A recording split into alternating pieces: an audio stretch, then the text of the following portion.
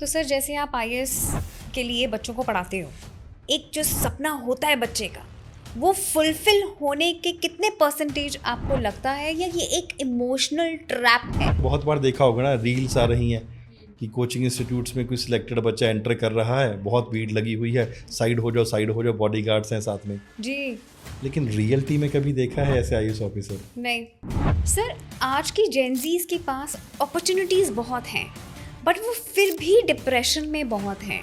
ये प्रॉब्लम कहाँ है? जनरेशन में प्रॉब्लम है या पेरेंटिंग में प्रॉब्लम है? जनरेशन में प्रॉब्लम नहीं है, ना ही पेरेंटिंग में प्रॉब्लम है।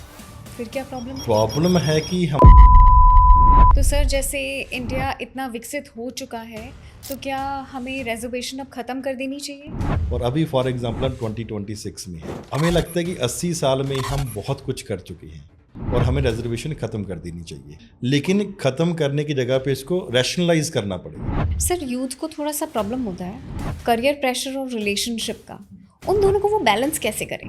बिकॉज आप इस एज पे है ना कि आपको कोई ना कोई आप अट्रैक्ट हो ही जाते हो, चाहे वो लड़की है चाहे वो लड़का है। It's not that bad, because मैंने खुद देखा है बहुत सारे ऐसे इंसान हैं जो रिलेशनशिप में थे and then they cleared UPSC. बहुत सारे ऐसे इंसान हैं जिनका रिलेशनशिप टूट गया एंड फॉर एग्जाम्पल फिर यूपीएससी क्लियर कर लिया। तो सर इसमें मोटिवेशन एंड सेल्फ डिटर्मिनेशन का कितना बड़ा रोल है? इंटरनल मोटिवेशन और सेल्फ डिटर्मिनेशन बहुत ज़्यादा जरूरी है। और आपने एक मूवी देखी होगी, मेरे को याद आ गया, मिल्खा सिंह मूवी देखी है? हाँ जी बिल्कुल देखिए। Milkha Singh is a very good motivator. पहले बात देखते कि मिल्खा सिंह इसलिए रेस जीतना चाह रहा है ताकि उसको दूध मिल जाए। वेलकम टू दिल से विद सिमरन। आज हम बहुत ही इंटरेस्टिंग टॉपिक के बारे में बात करेंगे, आईएएस। आपको पता होगा आईएएस सर्विसेज के लिए, स्टडीज़ के लिए लोग कितनी मेहनत मुशक्क़त करते हैं, एक पोजीशन हासिल करने के लिए कितनी ट्रेनिंग्स अटेंड करते हैं, और दिल्ली में आईएएस स्टडीज़ का बहुत ही बड़ा हब है। वहीं से हमारे साथ आज जुड़ रहे हैं लक्ष्मण सिंह मलूका आईएएस इंस्टीट्यूट्स के ओनर, जो खुद पढ़ाते हैं और अपने 17 इंस्टीट्यूट्स के साथ 500 प्लस स्टूडेंट्स का एग्जाम क्लियर करा चुके हैं। मतलब 500 आईएएस ऑफिसर्स बन चुके हैं। तो चलिए वेलकम करते हैं लक्ष्मण सिंह मलूका का। नमस्ते लक्ष्मण जी। नमस्कार ma'am, thank you very much for inviting. और सबसे बड़ी बात है, मेरे को आपके चैनल का नाम बहुत अच्छा लगा, दिल से विद सिमरन। बिकॉज मैं मानता हूँ कि जो बात मुंह से निकलती है वो कानों तक जाती है, और जो बात दिल से निकलती है वो दिल तक जाती है। तो आपके चैनल का नाम ही है दिल से विद सिमरन, तो हम कोशिश करेंगे हर बात यहाँ पे दिल से ही करें। क्या बात कही आपने, इतनी खूबसूरत बात है कि लोग दिल से सुनना चाहते हैं कि उनके लिए क्या इन्फॉर्मेशन अच्छी है और उस पर अमल कर कर उन्हें क्या हासिल हो सकता है। हम पूरी कोशिश करेंगे आपके साथ मिलके लोगों की मदद करें, बच्चों की मदद करें, और जो लोग आईएएस ऑफिसर बनना चाहते हैं उनको हम सही गाइडेंस प्रोवाइड कर सकें। तो सर एक बात बताइए, आईएएस ऑफिसर बनने के लिए किस तरह की ट्रेनिंग चाहिए होती है, और आप किस तरीके से आईएएस स्टूडेंट्स की मदद करते हैं? मैम, ट्रेनिंग का मतलब हो गया यहाँ पे कि कोचिंग कैसी चाहिए होती है। हाँ जी। दे आर सर्टन पैरामीटर्स की। पहले बात तो जो टीचर है वो सही पढ़ाता हूँ। हाँ जी। टीचर देख देख के ना पढ़ाता हूँ स्लाइड्स में, प्लेन बोर्ड पे पढ़ाता हूँ। ओके। क्योंकि व्हाट आपने भी वही सेम एनालाइज किया होगा, हम भी करते हैं। जब आप स्कूल्स में होते हैं, कॉलेजेस में होते हैं, तो कोई भी टीचर पीपीटी से नहीं पढ़ाता, जी। क्योंकि वो इंटरलिंक कर सकता है जब प्लेन बोर्ड पे होता है। राइट। और जब हम आज के यूट्यूब के ज़माने में क्या हो चुका कि स्लाइड्स लगी है, लाइन पढ़ पढ़ के वही बताते रहते हैं, तो वहाँ मतलब इंटरकनेक्टेड नहीं हो पाता। यूपीएससी डिमांड करती है कि बच्चे को इंटरकनेक्शननेस आ सके। Every subject is interconnected, history, geography, polity, everything is interconnected. तो यहाँ पे मलूका इसमें हम क्या करते हैं कि every subject is taught in that particular format. Second is syllabus has to be comprehensively completed. Basic से लेके एडवांस लेवल तक जितना ही बच्चे को इस यूपीएससी की तैयारी के लिए चाहिए वो हम पूरे का पूरा वो कवर करवाते हैं। एंड जो पढ़ा दिया डेली क्लास में, उसके प्रीलिम्स के प्रैक्टिस क्वेश्चन क्लास में ही करवाते हैं, मेंस की आंसर राइटिंग क्लास में बिठा के करवाते हैं। एंड मोस्ट इम्पॉर्टेंटली जो आज आपको पढ़ाया है वो याद करके सुनाना पड़ेगा। जब तक सुनाओगे नहीं आप उठ नहीं सकते क्लास से। That is most important aspect, और इसी बातों के ऊपर चलते हुए ही we have been successful in getting good results also. Alright, तो आप फोकस करना चाह रहे हैं जिस तरीके से हमारा ट्रेडिशनल मेथड कहता है, जो कि हमारे दिमाग में चीज़ें ड्रिल की जाती थी पहले ज़माने में, उस तरीके से हमें आज की टीचिंग नहीं मिलती, हमें स्लाइड फॉर्म में टीचिंग मिलती है। आप खुद देख रहे हैं, आप यूट्यूब पे कोई भी देखिए, मेजॉरिटी जो टीचर्स भी हैं, बिकॉज मैं पर्सनली मानता हूँ कि अगर आपको एक डायमेंशन मिल गई है, आप उसी लाइन को पढ़ के समझाएंगे, लेकिन अगर आपके पास कुछ भी रिटन नहीं है, आपके माइंड में है, आप हर चीज़ को इंटरलिंक करके पढ़ा सकते हैं। एब्सोल्युटली, जैसे फॉर एग्जांपल हम आपको बोलते हैं कि right an essay on women, right, आप लिखेंगे social aspect, economic aspect, political aspect या कुछ और डेवलपमेंट्स, के बाद माइंड ब्लॉक हो जाता है। लेकिन अगर आपको बोला कि यार कुछ भी लिख सकते हो, तो हमारा सिलेबस क्या है, जैसे मेंस में 4 पेपर आते हैं। पहले पेपर में जो हमारा सिलेबस है, हिस्ट्री आता है, ज्योग्राफी आता है और सोसाइटी आता है। ओके, पेपर 2 में पॉलिटी, इंटरनेशनल रिलेशंस आ गया, और फॉर एग्जांपल इंटरनेशनल ऑर्गेनाइजेशंस आ गया, डायस्पोरा आ गया। पेपर 3 में इकोनॉमिक्स आएगा, इन्वायरमेंट आएगा, science and tech, disaster management और इंटरनल सिक्योरिटी, राइट, और पेपर 4 में फॉर एग्जांपल एथिक्स आ जाएगा। अब हमने कम से कम 15 से 20 डायमेंशंस कर लिए। अब हमें बोलते हैं कि अब वुमेन के ऊपर ऐसे लिखो। हाँ जी, अब लिखोगे women from historical perspective, women from geographical perspective, women from economic perspective, political perspective, international relation perspective, diaspora perspective, economic perspective, environment perspective. तो आपके पास हर चीज़ के ऊपर लिखने के लिए बहुत सारे एंगल्स हो गए। ओके, तो यहाँ पे बच्चे का दिमाग तभी खुल पाएगा, मल्टीपल डायमेंशंस तभी वो देख पाएगा, अगर उसको इस नज़र से इंटरकनेक्टेड तरीके से पढ़ाया जाएगा। एब्सोल्युटली, ये गाइडेंस बहुत इंपॉर्टेंट है। स्लाइड बेस्ड लर्निंग से आपको कुछ याद नहीं रहता है, कुछ समझ में नहीं आता, कोई कीवर्ड्स आपको याद नहीं रहते हैं। जिस तरीके से इंटरलिंक्ड मैनर में पढ़ाया जाता है, उससे आपके दिमाग में फ्लैग्स लग जाते हैं, समझ में आता है, और ईज़िली आप उसे अपने दिमाग में रिकॉल कर सकते हैं जब भी आप अपना एग्ज़ाम दें या अपनी स्टडी करें या कोई डिस्कशन करें। तो सर, आप ने कितने स्टूडेंट्स को, जैसे काफ़ी स्टूडेंट्स हैं जो स्ट्रगल करते हैं आईएएस की तैयारी करके और काफ़ी डीमोटिवेट भी हो जाते हैं, और पढ़ते पढ़ते उन्हें काफ़ी टॉपिक्स में प्रॉब्लम्स आती हैं। बेशक there are so many teachers जो समझाते हैं, जैसे आपने ट्रेडिशनल मेथड में भी बोला कि इस तरीके से समझाया जाता है, तो आप लोगों को कैसे हेल्प करते हो, क्या सोल्यूशन देते हो, किस तरीके से उन्हें गाइड करते हो और उनकी स्टडी को सिंप्लीफाई करते हो? द फर्स्ट थिंग मैं वही बोला कि पढ़ाने का पैटर्न ही वो होना चाहिए कि जो पढ़ाया है सेम तरीके का आपका, फॉर एग्जांपल डेली प्रीलिम्स और मेंस के practice question, the preparation has to be complete, comprehensive preparation, it has to be interlinked. सबसे बड़ी प्रॉब्लम जो हमने पिछले 10 साल में देखा है, जब से कोचिंग इंस्टीट्यूट स्टार्ट किया है, हाँ जी, बच्चे ने पढ़ तो लिया लेकिन उसका कम्युनिकेशन स्किल्स की कमी है। He is unable to deliver those things. जैसे हमने प्रीलिम्स की प्रैक्टिस क्वेश्चन करा लिया, मेंस करवा लिया, तो हम क्या करते हैं कि हर 15 से 20 दिन में एक बार बच्चे को जो पढ़ाया है, किसी न किसी एक टॉपिक के ऊपर आपको स्टेज पे आके बोलना पड़ेगा, so that communication skills also develop. Okay, interview is not an one day programme. आपकी पर्सनैलिटी ड्रास्टिकली हम 2 महीने में चेंज नहीं कर सकते, लेकिन उसमें थोड़े थोड़े चेंजेस ला सकते हैं, अप्रॉक्सीमेटली 1 साल 14 महीने तक ला सकते हैं। तो उसी तरीके से वो मैटर करता है कि आपकी तैयारी हम पूरी कॉम्प्रिहेंसिव प्रिपरेशन करवाते हैं। तो सर, इसमें मोटिवेशन एंड सेल्फ डिटर्मिनेशन का कितना बड़ा रोल है? मोटिवेशन, इंटरनल मोटिवेशन और सेल्फ डिटर्मिनेशन बहुत ज़्यादा जरूरी है।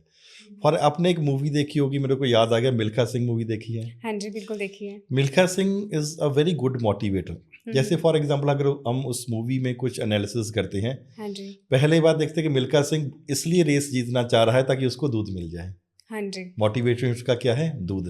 जी, दूसरी बार फॉर एग्जांपल वो इसलिए रेस जीतना चाह रहा है ताकि उसको इंडिया की जैकेट मिल जाए। मिल्खा बन गया इंडिया, इंडिया बन गया मिल्खा।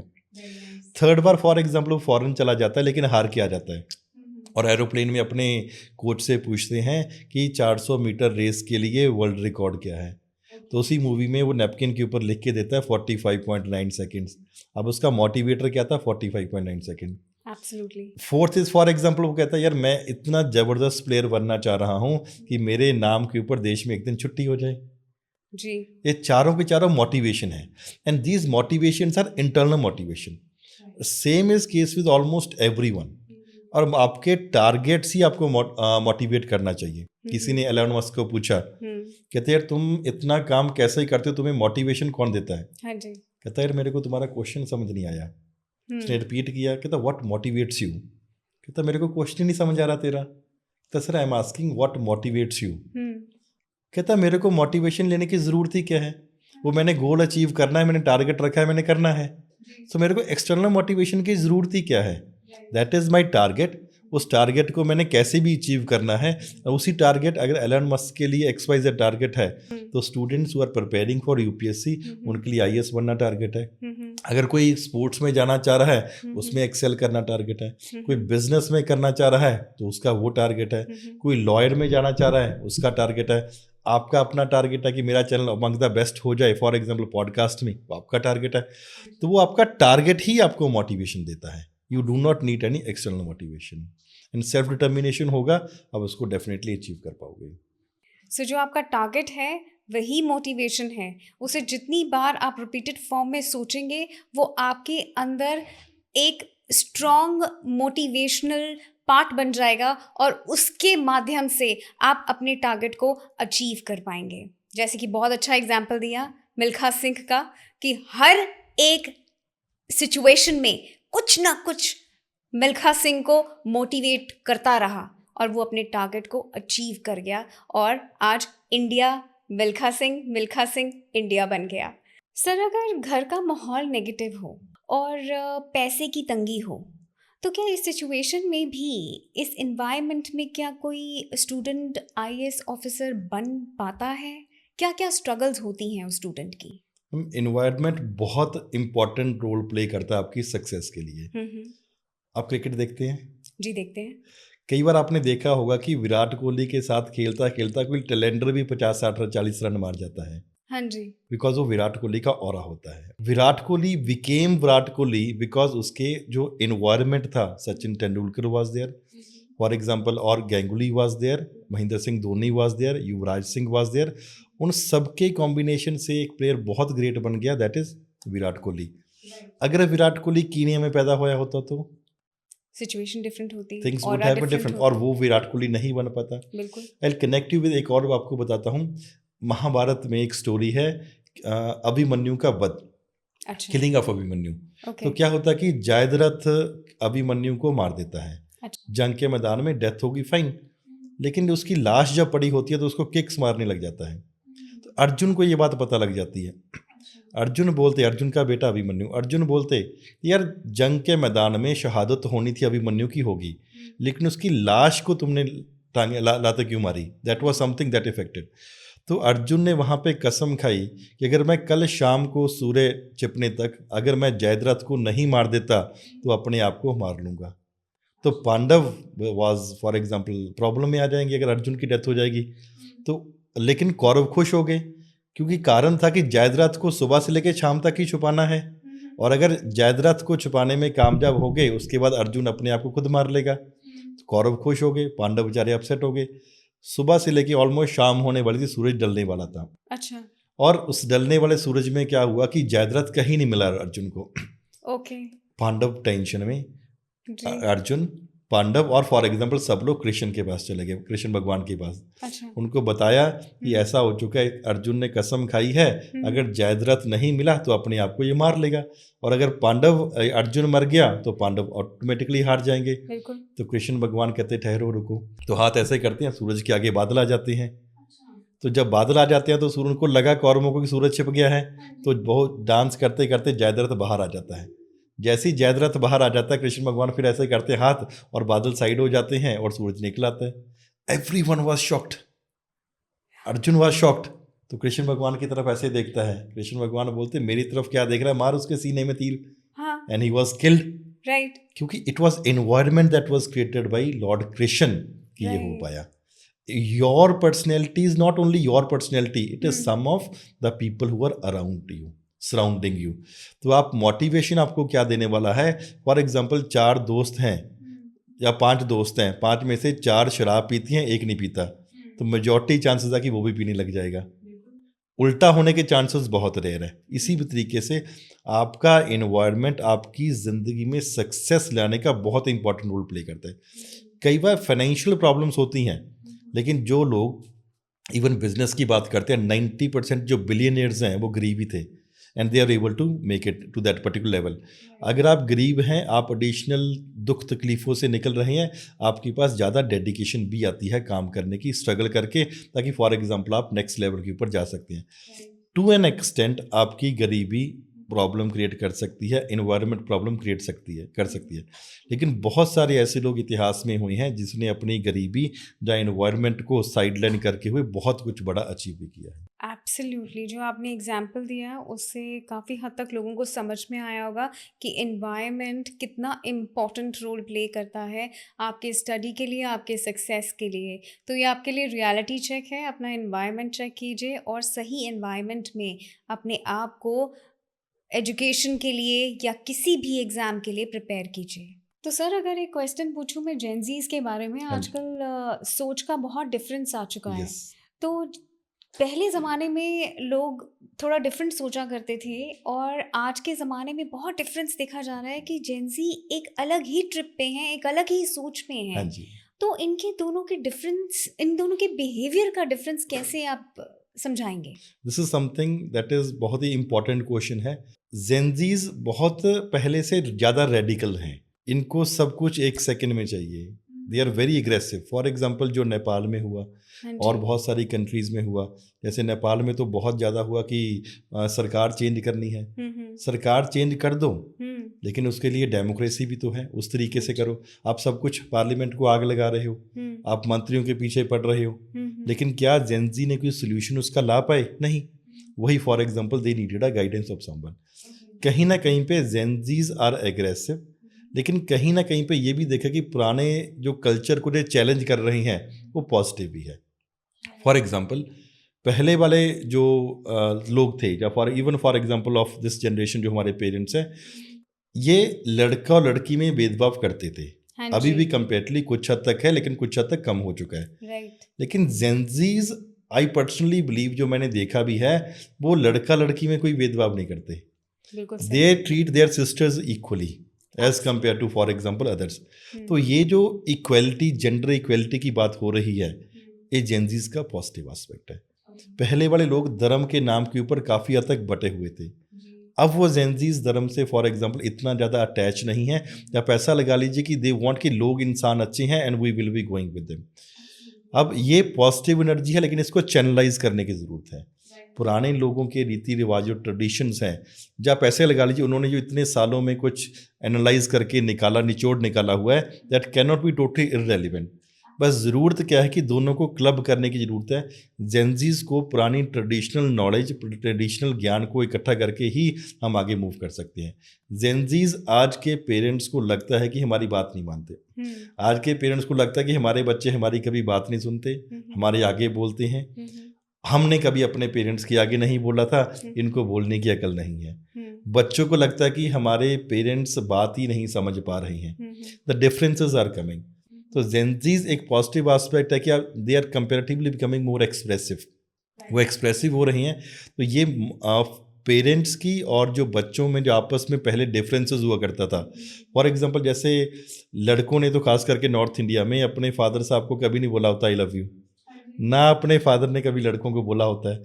लड़कियां फिर भी कभी अपनी मदर से ज़्यादा बातचीत कर लेती हैं। अब क्या जो देखने में मिल रहा है, this father and son gap is comparatively reducing. तो ये पॉजिटिव एस्पेक्ट भी है। एब्सोल्युटली। बट जैसे आपने नेपाल का एग्जांपल दिया, तो जेनजीज के लिए बहुत इंपॉर्टेंट मैसेज है कि आप प्रॉब्लम स्टेटमेंट तो लेकर आ रहे हो, लेकिन उस प्रॉब्लम स्टेटमेंट के साथ सोल्यूशन भी तो लेकर आओ। प्रॉब्लम तो आपने हाईलाइट कर दी, तो सोल्यूशंस पे काम कौन करेगा?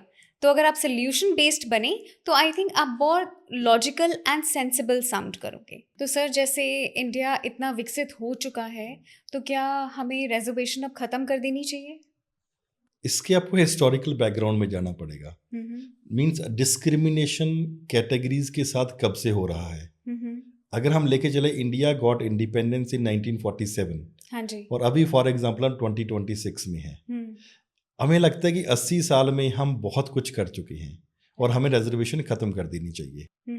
लेकिन अगर हम डिस्क्रिमिनेशन देखें, इनके साथ डिस्क्रिमिनेशन 2500 से ज़्यादा साल हो गए हैं। इनको लिटरेचर, इनको बुक्स पढ़ने का छोड़ो, सुनने का भी अधिकार नहीं था।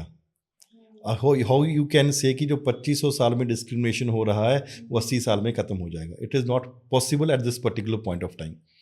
लेकिन ख़त्म करने की जगह पे इसको रैशनलाइज करना पड़ेगा.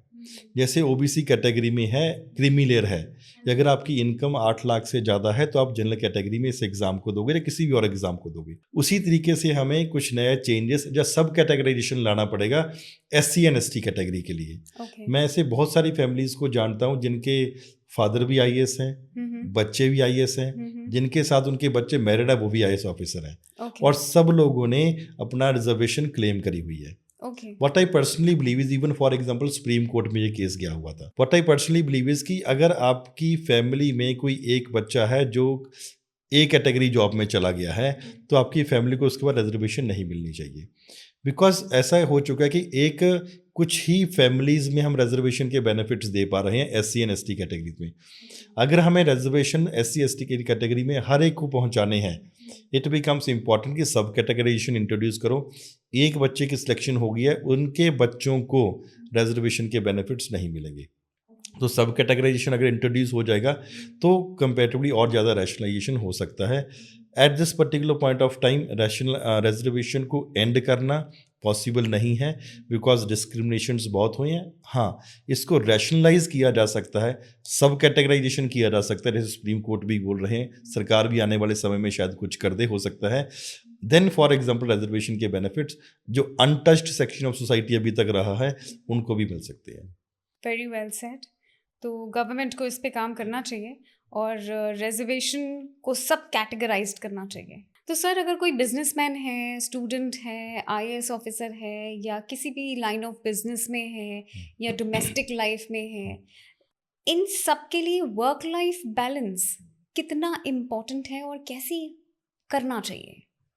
Work life balance I personally believe is maintain करना थोड़ा सा मुश्किल हो जाता है अगर आप बहुत बड़ा कुछ अचीव करना चाह रहे हो तो. अच्छा, प्लीज एक्सप्लेन. फॉर एग्जाम्पल आप किसी फिल्म स्टार का नाम बताइए जो बहुत कुछ अचीव कर रहा है. Sir, king of Bollywood Salman Khan, Shahrukh Khan, Aamir Khan. कोई बिजनेसमैन का नाम बताइए जो काफ़ी बड़ा अचीव कर चुके हैं. सर, मेरे तो फेवरेट रतन टाटा रहे हैं. आई एम वेरी हैप्पी जब भी उनके बारे में सोचती हूँ. खैर, सर अंबानी से. कोई ऐसा क्रिकेट का या किसी भी स्पोर्ट्स का प्लेयर बताइए जो कुछ बहुत बड़ा अचीव कर लिया है. सर, विराट कोहली है. हाँ जी. क्या कभी देखा है कि फॉर एग्जांपल ये सुबह 9 बजे से लेकर शाम को 6 बजे तक ही काम करेंगे? नहीं. कभी पॉसिबल है? बिल्कुल नहीं. आपने नंबर 1 चैनल बनना है, पॉडकास्टर बनना है इंडिया का, क्या आपके लिए ये पॉसिबिलिटी है कि सुबह से लेकर शाम तक ही काम करेंगे, रात को काम नहीं करेंगे? बिल्कुल नहीं. अपना पर्सनल एक्सपीरियंस मेरा कहता है बिल्कुल नहीं. बिल्कुल. देयरफॉर अगर कुछ बड़ा अचीव करना है, एक ही लाइफ में अचीव करना है, और इस बारे में कॉन्टीन्यूसली सोचना कि मेरा वर्क लाइफ होना चाहिए 9 to 6, तो पॉसिबिलिटी ही नहीं है. फॉर एग्जांपल जब मैन्युफैक्चरिंग इंडस्ट्रीज़ में काम करते हैं लोग तो उनकी 9 to 6 जॉब होती है और उनकी फॉर एग्जांपल 1 लाख रुपए पे है. लेकिन जो थिंकिंग जॉब करते हैं उनकी सैलरीज 5-5, 10-10 लाख होती है, क्योंकि उनका कभी भी वर्क लाइफ बैलेंस होता नहीं है. आप कैसे बिजनेस ग्रो करना है, कैसे अपनी कंपनी ग्रो करनी है, कॉन्टीन्यूसली आपके माइंड में चलता रहेगा. ऐसा नहीं हुआ होगा कि आप पॉडकास्ट में आ रहे हैं और सिर्फ अभी क्वेश्चन तैयार करें हैं. आपका पहले 4 दिन का काम हुआ होगा. आने वाले जो पॉडकास्ट है उसके लिए आपके माइंड में चलता रहेगा. यहाँ से स्टूडियो से भी आप वापस जाओगे, आप सोच रहे होगे कि यार उसको ये क्वेश्चन पूछना है, इसको ये पूछना था, या मलुका सर को ये पूछ लेना चाहिए था, ये पूछ लेना चाहिए था. तो इट इज़ नथिंग. अगर कुछ बड़ा अचीव करना है, do not go for work life balance. अगर सिर्फ कहने कि 9 to 6 वाली जॉब ही चाहिए, मैं कुछ बड़ा नहीं है, जैसे चल रहा है वैसे चलना, तो then something called a concept of a work life balance comes. I was listening to, काफ़ी टाइम हो गया, a speech of Shahrukh Khan. कहते do as much work as it is possible. Right. And Shahrukh Khan ने एक बहुत अच्छी बात कही है. कहते किसी हाइट तक पहुंचना इज जस्ट वन एस्पेक्ट, उस हाइट को मेंटेन करना is even a tougher goal. Right. कहते इवन फॉर एग्जांपल अगर आज की बात करती हैं, अगर मेरे में और किसी यंगस्टर में कंपटीशन हो गया तो 2 ही चीज़ हो सकती है. या तो मैं जीत जाऊंगा, या मैं संघर्ष करता करता मीन्स दौड़ लगाता लगाता मर जाऊंगा, लेकिन कभी हारूंगा नहीं.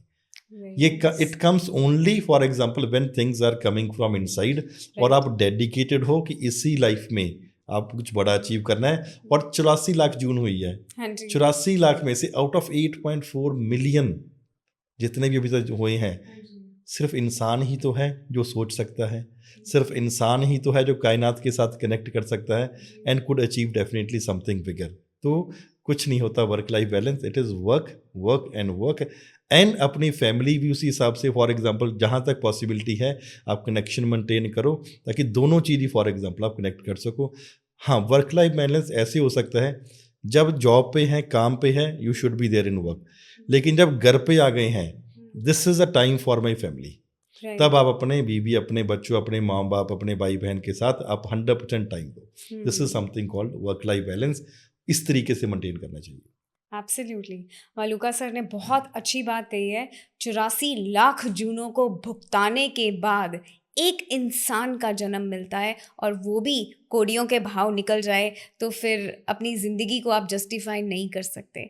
तो एक लाइफ में जितनी कोशिश कर सकते हैं उतनी कोशिश कीजिए, काम कीजिए, अचीव कीजिए लाइफ में कुछ, और अपने आप को सेटिस्फाई कीजिए। सर, अपने पर्सनल लाइफ में से आप कुछ एक्सपीरियंस शेयर कीजिए कि आप अपना वर्क लाइफ बैलेंस किस हिसाब से मेंटेन करते हैं। हालांकि आपने बोला वर्क वर्क वर्क, तो आप अपने आप को इतना वर्क में एनग्रॉस्ड कर देते हैं कि आपको कहीं अपने लिए टाइम मिलता है या नहीं?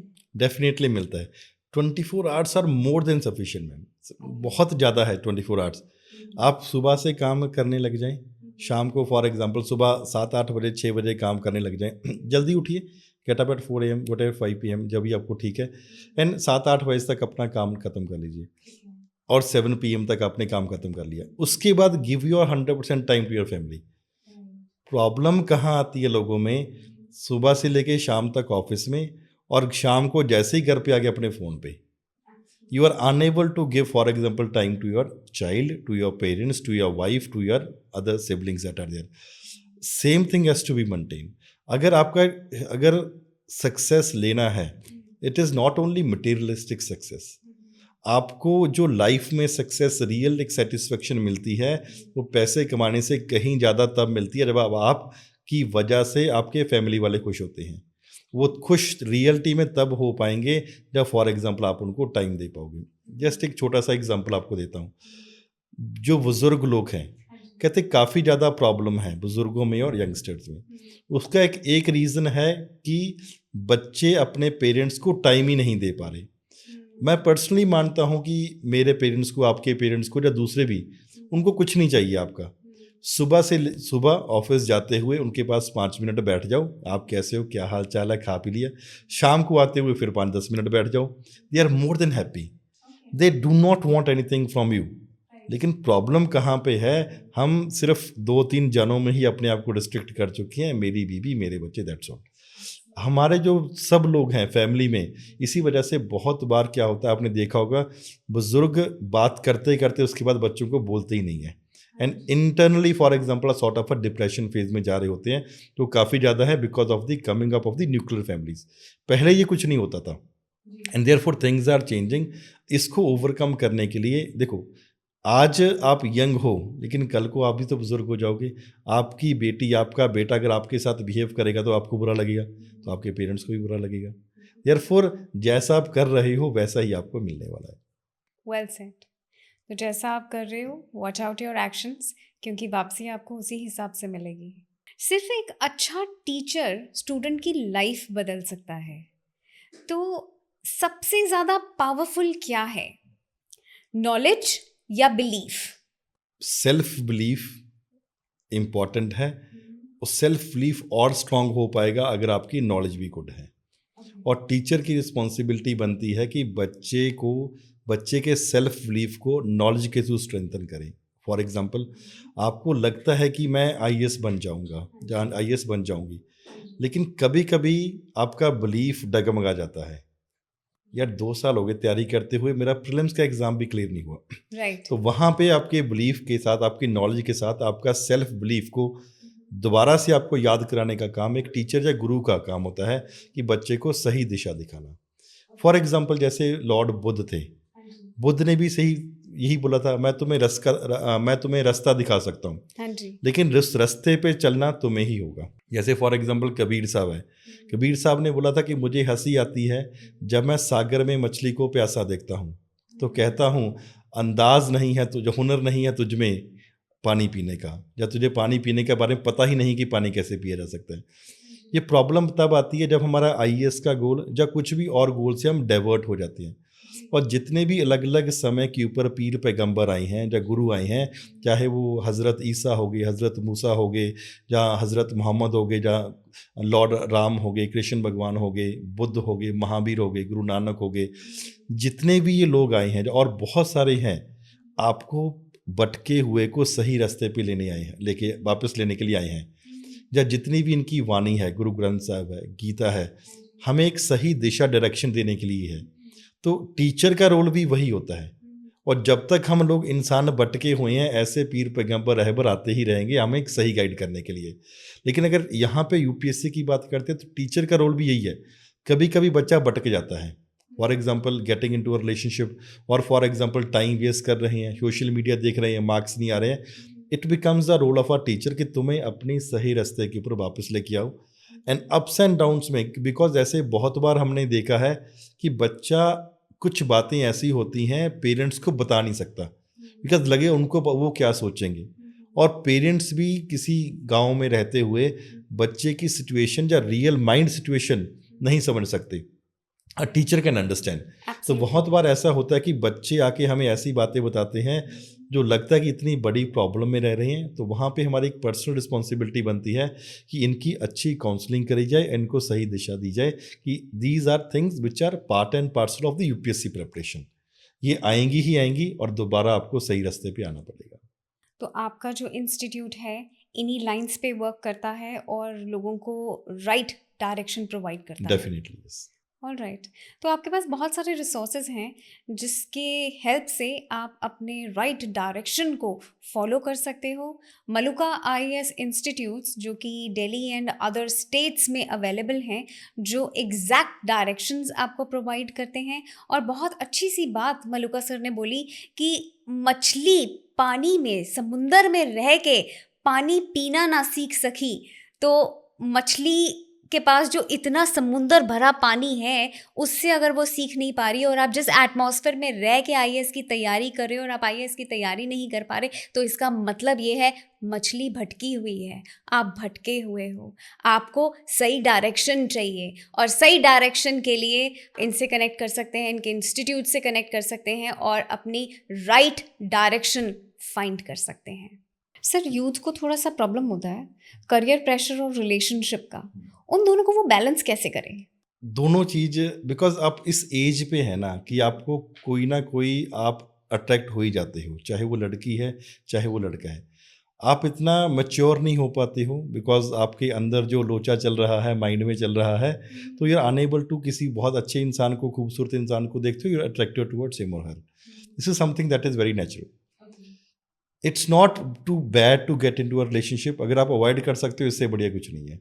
It's not that bad, because मैंने खुद देखा है बहुत सारे ऐसे इंसान हैं जो रिलेशनशिप में थे and then they cleared UPSC. बहुत सारे ऐसे इंसान हैं वो रिलेशनशिप में नहीं थे, वो भी फेल हो गए हैं। बहुत सारे ऐसे इंसान थे जिनका रिलेशनशिप में था और फॉर एग्जाम्पल दोनों का दोनों ही नहीं हुआ। बहुत सारे ऐसे इंसान हैं जिनका रिलेशनशिप टूट गया एंड फॉर एग्जाम्पल फिर यूपीएससी क्लियर कर लिया। So it is no parameter to get in to a relationship कि अगर हो किसी रिलेशनशिप में फिर यूपीएससी क्लियर नहीं होगा, ये कोई पैरामीटर नहीं है। लेकिन नॉर्मली हम यूपीएससी में कभी मजाक करते थे, कह देते हैं कि यूपीएससी कभी सौतन अलाउ नहीं करती। इसका मतलब है कि अगर आप यूपीएससी की तैयारी कर रहे हो, you have to be dedicated to this exam. तब आपका माइंड पूरा का पूरा एक ही चीज़ के ऊपर ध्यान होना चाहिए, तब क्लियर होने के चांसेस कंपेरेटिवली ज़्यादा हो जाते हैं। वैसे बात तो सही है, एक बात पे ज़्यादा ध्यान दिया जाए तो वो उसकी फुलफिलमेंट का स्कोप ज़्यादा बढ़ जाता Yes, है। very true. तो सर, आप ज़्यादातर बच्चों के माहौल में रहते हो, उनको पढ़ाते हो, आप ट्रेनिंग इंस्टीट्यूट्स चलाते हो, इतने सारे बच्चों से मिलते हो, इतना एक्सपीरियंस होगा आपको कि हाँ भी बच्चे आके आपसे बात भी करते होंगे, क्या डिस्टर्बेंसेस हो रही हैं उनकी लाइफ में, क्या नहीं हो रही हैं। तो सर, आजकल जो चलन चल रहा है लव मैरिज का, तो इस पर आप क्या बोलना चाहोगे? लव मैरिज सही है या अरेंज मैरिज सही है, या कहीं ना कहीं ये दोनों लोगों को इफ़ेक्ट कर रही हैं? सबसे पहले बात है marriage. Marriage is just a thing कि आपको कंप्लीट करने के लिए अदर जेंडर की ज़रूरत पड़ती है। चाहे आप मेल हो, चाहे आप फीमेल हो। आप खुद में कंप्लीट नहीं हो, you need someone who can complete you. Marriage के बाद लव और अरेंज मैरिज दोनों में ही है। दैट डिपेंड्स अपॉन की सक्सेस कितनी किसकी है, आपकी पर्सनल चॉइस में है। वो कहते हैं कनेक्शन हो रहा है, आपकी तार जुड़ रही है कि पटाखे पड़ रहे हैं। वो दोनों में हो सकता है, वो अरेंज मैरिज में भी हो सकता है, लव मैरिज में भी हो सकता है। लव मैरिजेस के लिए कैसा होता है कि हमें पहले इंसान को जान चुके होते हैं, लेकिन आजकल जैसे इंसिडेंसेस देखने को मिल रहे हैं, that is causing real problem कि आप 3-4 साल रिलेशनशिप में हैं, फिर भी इंसान धोखा दे रहा है, कहता कुछ है और फॉर एग्जांपल करते इंसान कुछ है। तो जब आप शादी करके जाते हैं तो पहले बात तो जो चाम है वो ख़त्म हो चुका होता है मेजॉरिटी लोगों में। सेकंड थिंग, आप चाह रहे होते हो कि मेरे को सेम तरीके से पैम्पर किया जाए, और घर में रह के सेम हो नहीं सकता। फिर आप मूव करते हो फॉर एग्जांपल कि हम अकेले रह लेते हैं, अकेले रह के फिर पूरी एक्सपेक्टेशन पूरी नहीं हो पाती, तो प्रॉब्लम फॉर एग्जांपल स्टार्ट हो जाता है। बिकॉज हम चलते हैं रील्स के ऊपर, जो रील्स में वो बहुत हैप्पी दिख रहा होता है कपल, लेकिन रियलिटी में वो लड़ रहे हैं वो नहीं हमें पता। कि नॉर्मली क्या होता है कि सिर्फ एक फोटोग्राफ दिखाने के लिए आप दूसरे को हग कर रहे हो एंड फॉर ए स्माइल है चेहरे पे, और उसके बाद फिर आप लड़ने लग गए। बिल्कुल। और लव मैरिजेस को पर्सनली मानता हूँ they are like a company merger, कि दो कंपनी इकट्ठी बैठी हैं, लड़के वाले और लड़की वाले। तुम बताओ भाई तुम्हारा लड़का कितना पढ़ा हुआ है, उसके मुताबिक हम तुम्हें दहेज देंगे। हाँ जी। जितना नॉर्मली होना क्या चाहिए था कि जितना ज़्यादा पढ़ चुका है हम दहेज या डाउरी से हम दूर हो जाएंगे। हाँ जी। हो क्या रहा है, जितना बच्चा ज़्यादा पढ़ रहा है उतने ज़्यादा वो दहेज मांग रहे हैं। It is sort as additional for example qualification for a boy, कि ये ज़्यादा पढ़ा हुआ, हमें फॉर एग्जांपल ज़्यादा दहेज चाहिए। तो यहाँ पे डिपेंड करता है कि अगर आप इकट्ठे रह रहे हैं फैमिली में, और बाई चांस जो लड़की है जिसके साथ आपकी लव मैरिज भी हुई है और पेरेंट्स है उनकी भी एक्सेप्टेबिलिटी है, और लड़की को भी पता है अगर फॉर एग्जांपल शादी करके आ रही है कि मेरे को जॉइंट फैमिली में ही रहना है, दोनों की तरफ से एक्सेप्टेबिलिटी हो रही है, it is the best combination जहाँ पे लव और अरेंज इकट्ठा हो जाए और यहाँ पे सबकी एक्सेप्टेबिलिटी हो।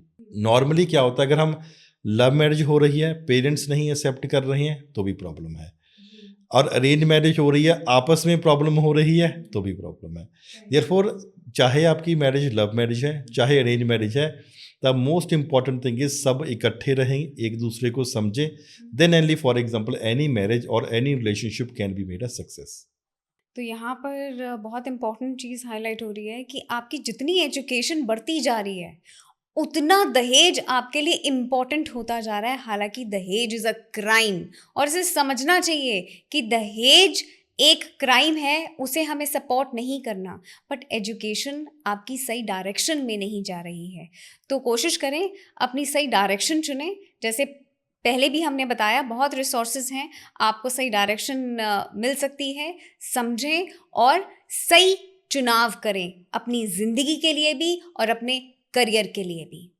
तो सर, जैसे आप आईएएस के लिए बच्चों को पढ़ाते हो, आपके इतने सारे कोचिंग सेंटर्स हैं, तो ये एक रियलिटी में एक जो सपना होता है बच्चे का, वो फुलफिल होने के कितने परसेंटेज आपको लगता है, या ये एक इमोशनल ट्रैप है? बच्चे का सपना है, लेकिन आजकल सोशल मीडिया में इस तरीके से दिखाया जा रहा है कि बच्चे उसमें इमोशनली ट्रैप हो रहे हैं। अच्छा।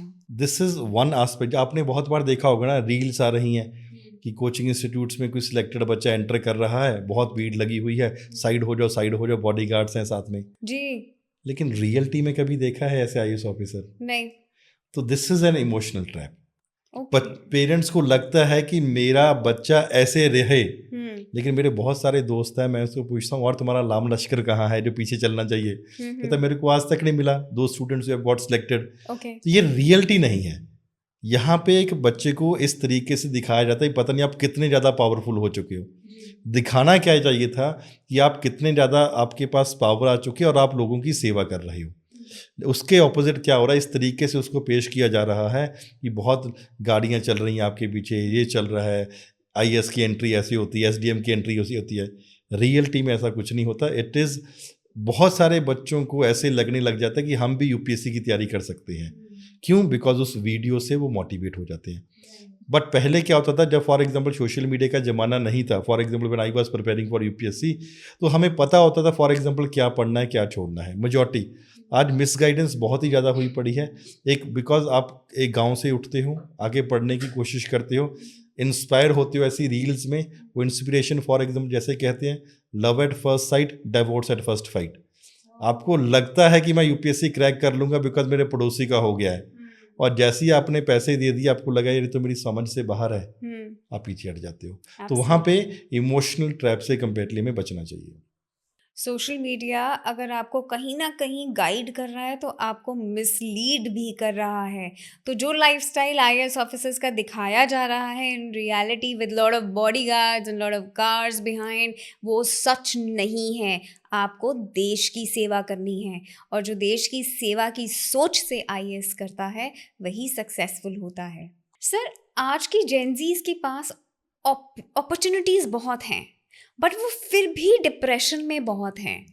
तो ये प्रॉब्लम कहाँ है? जनरेशन में प्रॉब्लम है या पेरेंटिंग में प्रॉब्लम है? जनरेशन में प्रॉब्लम नहीं है, ना ही पेरेंटिंग में प्रॉब्लम है। फिर क्या प्रॉब्लम है? प्रॉब्लम है कि हम इतने ज़्यादा डिस्ट्रैक्ट हो चुके हैं सोशल मीडिया से, ताकि डब्ल्यूएचओ की रिपोर्ट कहती है कि हमारी कंसंट्रेशन कम होकर सिर्फ 2 से 3 सेकंड ही रह चुकी है। 2 से 3 सेकंड्स आई एम सेइंग।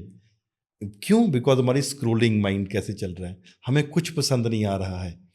हम मॉल में चले जाते हैं, 10-15 दुकान में जाके फॉर एग्जांपल एक शर्ट जैकेट टॉप उठा लिया, फिर भी हमारे माइंड में रहता है यार मैं उस दुकान पे चली जाती ना, या चला जाता, मैं कुछ और देख सकता था। आपने परचेज भी कर लिया लेकिन आपके अंदर सेटिस्फेक्शन का लेवल अभी भी नहीं आया। Therefore the more opportunities you are getting, the more distracted you are, the more depressed you are. हम कहते हैं पहले बार लोग बहुत ज़्यादा खुश थे, बुजुर्ग बहुत खुश होते थे। कारण क्या था? उनके पास लिमिटेड अपॉर्चुनिटीज़ थी और वो उसको एंजॉय करना जानते थे। आज अपॉर्चुनिटीज़ इतनी ज़्यादा है, हमें खुश होना चाहिए था कि हमारे पास इतने ज़्यादा मौके आ चुके हैं, लेकिन हम डिप्रेस हो चुके हैं because we are unable to capitalise upon that. तो पेरेंट्स की गलती नहीं है, it is for example social media, जिसको ये gen Z it is unable to take the positive aspect of it, और फॉर एग्जांपल हम नेगेटिव चीज़ों से इन्फ्लुएंस ज़्यादा हो रहे हैं, और इतना ज़्यादा डिस्ट्रैक्शन है that is affecting our concentration also, because हमें हर 2 सेकंड में 3 सेकंड में कुछ नया चाहिए। और अगर लाइफ में सक्सेस पाना है, आपको कंसिस्टेंसी और पेशेंस चाहिए, ना कि फॉर एग्जांपल स्क्रोल चाहिए। देयरफॉर इट इज़ इम्पॉर्टेंट कि अगर जेनजीज को चाहिए अच्छी रील्स देखो, जहाँ फॉर एग्जांपल जैसे लॉन्ग पॉडकास्ट देखो, तभी आप कुछ अच्छा सीख पाओगे। बहुत अच्छे पॉडकास्टर्स हैं, आपके बहुत सारे अच्छे फॉर एग्जांपल आते हैं पॉडकास्ट, तो वहाँ पे क्या कि जनरेशन को बहुत सीखने को मिलता है।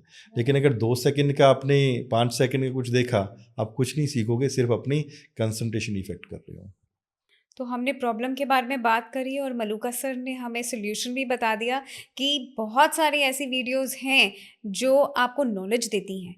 तो अगर आप उन वीडियोस पे फोकस करें और अननेसेसरीली स्क्रॉलिंग करना छोड़ दें, और सबसे बड़ी बात जो डब्ल्यूएचओ ने हाईलाइट करी है, 2 से 3% का कॉन्सेंट्रेशन रह गया है हमारा।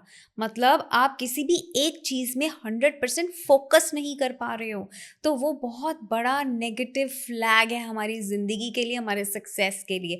चाहे आप पर्सनल लेवल पे सक्सेस चाह रहे हो, चाहे आप प्रोफेशनल लेवल पे, फोकस वेरी इंपॉर्टेंट। और सही वीडियोस का चुनाव करना और सोशल मीडिया से डिस्ट्रैक्ट होना आपको बचना पड़ेगा। और मैम अभी कुछ ऐसी टेक्नोलॉजीज आ रही हैं, जैसे अभी एआई समिट हुआ दिल्ली में। हाँ जी। तो वहाँ पे क्या था, मैंने एक विजिट किया, एक स्टार्टअप है, वो अपना नया प्रोजेक्ट लेकर आ रही है कि आप किसी मीटिंग में हैं, हाँ जी। और मीटिंग में भी सेम कंसंट्रेशन तो रहेगा नहीं, तो वो गॉगल्स बना रहे हैं। उस गॉगल्स में क्या होगा कि अगर आपकी 3 सेकंड से ज़्यादा डिस्ट्रैक्टेड हो, तो आप अपने आईज का और अपने ब्रेन के नर्व्स को देखेगा कि डिस्ट्रैक्शन हो रही है, और दोबारा आपको थोड़ा सा एक सिग्नल आएगा कि मीटिंग पे कंसंट्रेट करो।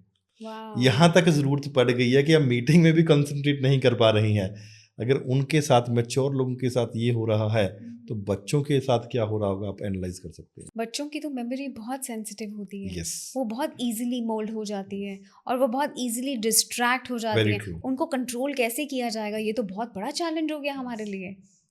तो सर, ये जो एआई समिट अटेंड किया है, तो इससे आपको क्या लगता है कि आईएएस सिचुएशन में, आईएएस ऑफिसर्स या पूरे डिपार्टमेंट में, इसका क्या पॉजिटिव एंड नेगेटिव इफेक्ट पड़ने वाला है? इसका I am very optimistic about these technologies that are coming up. Okay. I give you a small example कि फॉर एग्जांपल कोई माइंस में काम कर रहा है, हाँ जी. जहाँ फॉर एग्जांपल कोई सीवरेज साफ कर रहा है. हाँ जी. पहले इंसान को खुद उतरना पड़ता था या माइंस में खुद जाना पड़ता था जहाँ पे उनकी लाइफ का फॉर एग्जांपल डेंजर हो सकता था. अब रोबोट जा रहा है वहाँ के ऊपर. वाओ. तो रोबोट आपकी लाइफ बचा रहा है. घर पे पूरे काम करने के लिए रोबोट्स आएंगे. मैं यहाँ तक एक्सपेक्ट करता हूँ कि आने वाले 10 साल में टीचर्स का उतना रोल नहीं रह जाएगा. It will be for example robots who would be teaching. और ये बेनिफिट मैम तब ज़्यादा हो जाएगा. फॉर एग्जांपल कोई पछड़े हुए गांव में कोई टीचर नहीं जाता, कोई हिली एरियाज़ में कोई टीचर नहीं जाता, तो वहाँ पे हम रोबोट भेज दिया करेंगे. बच्चों को highest level of the quality वो दे पाएगा. रोबोट्स ऑपरेशंस में आ रहे हैं. फॉर एग्जांपल जीन एडिटिंग हो रही है, तो उसमें क्या होगा कि अगर बच्चे को जनरेशन में कोई बीमारी है तो वो जीन ही एडिट कर देंगे. That will be done. For example हमें पता है कि जीन्स के बारे में स्टडी कर रहे हैं. फॉर एग्जांपल कैंसर था किसी को, शुगर की प्रॉब्लम है, वो जीन को ही काट देंगे, तो वो जनरेशन में प्रॉब्लम खत्म. सेकेंडली अगर कोई बड़ा इंसान है फॉर एग्जांपल 20, 30, 40 ईयर्स का, तो उसके ऊपर भी काम हो रहा है ताकि उसको भी हम कैसे न्यूट्रलाइज कर सकते हैं. तो ये it is coming up happening with the possible, जहाँ पे मेडिकल नॉलेज और आपका एआई दोनों इकट्ठा आ रहा है. That is bringing about a fundamental change to the life of people. Absolutely. मैंने तो ये भी सुना है ऑस्ट्रेलिया में एआई की एक ऐसी मशीन आ रही है कि अगर किसी को कैंसर है तो वो पर्टिकुलर एरिया को वो निकाल के जड़ से फेंक देगा और आप 15 मिनट में डिस्चार्ज होके घर जा सकते हाँ, हैं. दैट्स और that is something that is very good. अभी तो फॉर एग्जांपल कोई ऐसी टेक्नोलॉजीज है, जैसे एक वूम में कोई बच्चा है, हाँ जी. तो वो नाडुआ होता है, उसी के थ्रू बच्चे को ठीक कर देते हैं. प्रॉब्लम है तो fantastic. We have moved so ahead. But important क्या है कि हम इन टेक्नोलॉजी के साथ अपने आप को अपडेट कर सकें. That is very important. So देखा जाए तो हमारे यहाँ पे बहुत ही पॉजिटिव एस्पेक्ट आने वाले हैं और आ चुके हैं इनफैक्ट, और इनका पूरा पूरा हमें फ़ायदा उठाना चाहिए. AI is actually booming. Yes. और वो हर इंडस्ट्री में बूम कर रहा है. यस. तो मेरे हिसाब से आईएएस ऑफिसर्स की जॉब पे कुछ इफेक्ट पड़ सकता है? जॉब पे इफेक्ट नहीं पड़ेगा, बिकॉज ये एक ऐसी जॉब है जहाँ पे आपका लोगों के साथ इंटरेक्शन हो रहा है. अच्छा. कोई फॉर एग्जांपल कोई इकोनॉमिक किसी का टेंडर का काम है, किसी गरीब का घर बनाना है, हाँ जी. किसी का हॉस्पिटल का काम है, जी. किसी का for example law and order की प्रॉब्लम है, तो वहाँ पे ह्यूमन एलिमेंट है. अगर कोई गरीब का घर है उसके साथ आप अलग तरीके से बात करोगे. अच्छा. बिजनेसमैन है उसको अलग तरीके से बात करोगे. किसी कोई दंगे हो रहे हैं वहाँ पे अलग तरीके का. अभी इसको इतनी हमारी, हाँ फ्यूचर में हो सकता है कि इसी जॉब की रेलिवेंसी कम हो जाए अभी, लेकिन 15-20 साल में, 50 साल में, 20-30 साल में it is not that much possible कि हम एडमिनिस्ट्रेशन में इसको कम्प्लीटली कर लें. बिकॉज यहाँ पे सरकार का मतलब जब पहले होता था गवर्नमेंट, उसके बाद आया गवर्नेंस, उसके बाद आया गुड गवर्नेंस, उसके बाद आया मिनिमल गवर्नेंस. गवर्नमेंट का मतलब होता है सरकार चलाएगी. गवर्नेंस का मतलब होता है जहाँ पे सरकार और लोग मिलके सब कुछ चलाएंगे. गुड गवर्नेंस है सरकार और लोग मिलके इस तरीके से काम चला रहे हैं ताकि आपको एफिशिएंट तरीके से हो सके और फॉर एग्जांपल हर काम ट्रांसपेरेंसी हो सके. और अभी है मिनिमल गवर्नेंस, जिसका मतलब है कि लोग, सरकार ने सिर्फ एक आउटलाइन दे देनी है और लोग सब कुछ काम करेंगे जहाँ पे सब कुछ वो अचीव कर सकते हैं. एंड वी हैव गवर्नमेंट से लेके हर जगह से इंटरफेरेंस से लेके मिनिमल गवर्नेंस की तरफ मूव कर चुके हैं. फैंटास्टिक. और मुझे इस बात की बहुत खुशी है कि कहीं ना कहीं हमारा ह्यूमन एलिमेंट बिल्कुल सेफ है.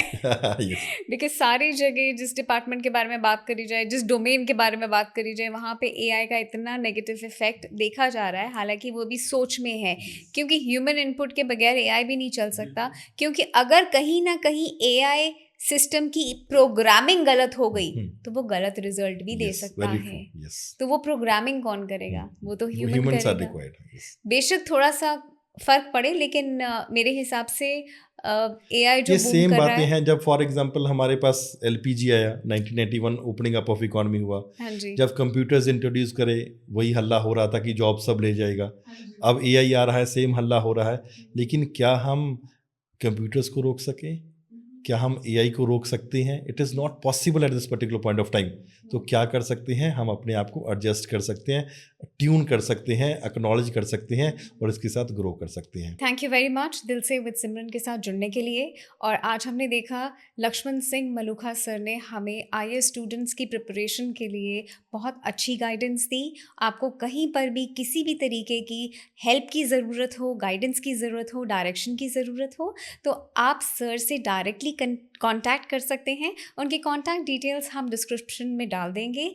और उम्मीद है कि आपको ये एपिसोड बहुत अच्छा लगा। और अगर आपको लगता है कि आपको हमारे इस एपिसोड से कुछ नॉलेज मिली है, तो आगे भी शेयर करें, लोगों तक ये पॉडकास्ट पहुंचाएं और लोगों की मदद करें।